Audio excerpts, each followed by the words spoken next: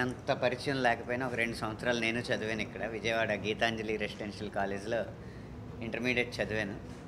ఆహ్, సినిమాల కోసం గోడలు దూకడం, స్ ఏదైనా వీకెండ్‌కి సినిమాలు రోజుకి 4 సినిమాలు చూసి రావడం, ఇలాంటి అన్ని ఎక్స్‌పీరియన్సెస్ మా ఫ్రెండ్స్ చేస్తుంటే నేను వాళ్ళని అడిగి తెలుసుకున్నాను. నేను చాలా బుద్ధిగా ఉండేవాడిని ఇక్కడ. ఏదైనా ఎన్నికలకు ముందు కనకదుర్గమ్మను చూసి ఎన్నికల్లోకి వెళ్ళడం మన రాష్ట్రంలో రాజకీయ నాయకులకి పరిపాటి. ఆ సంప్రదాయాన్ని మేము సినిమాలో కొనసాగిద్దామని చెప్పి కనకదుర్గమ్మ సమక్షంలో ఈ బెజవాడ వాసులకి మా ట్రైలర్ చూపించి తర్వాత సినిమా విడుదల చేద్దామని అనుకుంటున్నాం. అలా ఆ రాజకీయ నాయకులకి అధికారం దక్కినట్టు మాకు కూడా విజయం దక్కుతుందని మేము ఆశిస్తున్నాం. ఈ లవ్ మౌళి సినిమా నా వరకు చాలా ప్రత్యేకమైన సినిమా. అన్ని సినిమాల్లోనూ పెన్లో ఇంక్ వచ్చి నా పేపర్ మీద పడిందేమో నాకు తెలియదు, కానీ ఈ సినిమాలో మాత్రం అమృతం పడిందేమో అనిపించింది నాకు. అంత మంచి కథ. ప్రేమని వర్ణించడం కాదు, ప్రేమని దర్శించడం జరిగింది ఈ సినిమాలో.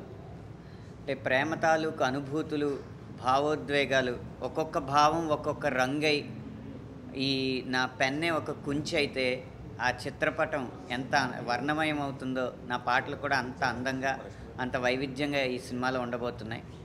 అయితే ఇప్పటి మిలియన్స్ లెక్కలకి, ఇప్పటి డిజిటల్ లెక్కలకి అందే అనుభూతి కాదు ఇది.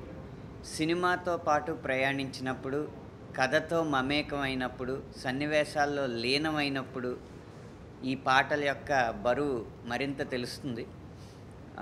ఈ సినిమాలో సాహిత్యం యొక్క ఔన్నత్యాన్ని ముందే గుర్తించిన మన డైరెక్టర్ అవనీంద్ర గారు ప్రతి పాట ఎక్కడ తీయబోతున్నాను అని చెప్పి ఆయన వెహికల్ మీద నన్ను తిప్పుకుంటా మేఘాలయాలో ఈ పాట ఈ లొకేషన్లో తీయబోతున్నాను అని చెప్పి ఆ లొకేషన్స్ కళ్ళకు కట్టినట్టు చూపించి, చెప్పడం కాదు, కళ్ళకు కట్టినట్టు ఆ లొకేషన్స్ చూపించారు. ఆ లొకేషన్స్ దగ్గరికి తీసుకెళ్ళారు. మీకు ట్రైలర్లో చూస్తే ఒక గుహ ఉంటుంది, ఆ గుహలోకి కూడా ఆయన తీసుకెళ్ళారు నన్ను. అలాగే చాలా దూరం నడిచి జలపాతాల్లోకి వెళ్ళాం, జలపాతాల్లో డైవులు చేసాం, చాలా చేసాం.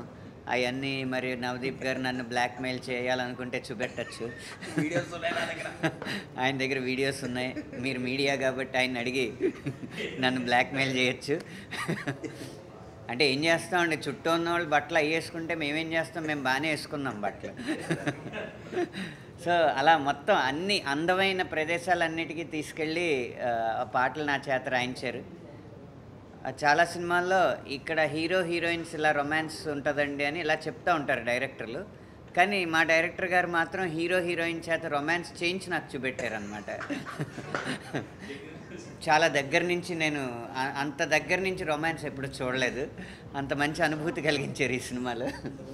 ఏదెలా ఉన్నా సరదా కోసం ఏం మాట్లాడినా కానీ ఇందులో సాహిత్యం మాత్రం నాకు ఏమాయి చేసేవే ఎటో వెళ్ళిపోయింది మనసు తర్వాత అంత చక్కటి సాహిత్యం, అంత భావగర్భితమైన సాహిత్యం, అంత భావాత్మకమైన సాహిత్యం ఈ పాటల్లో కుదిరింది.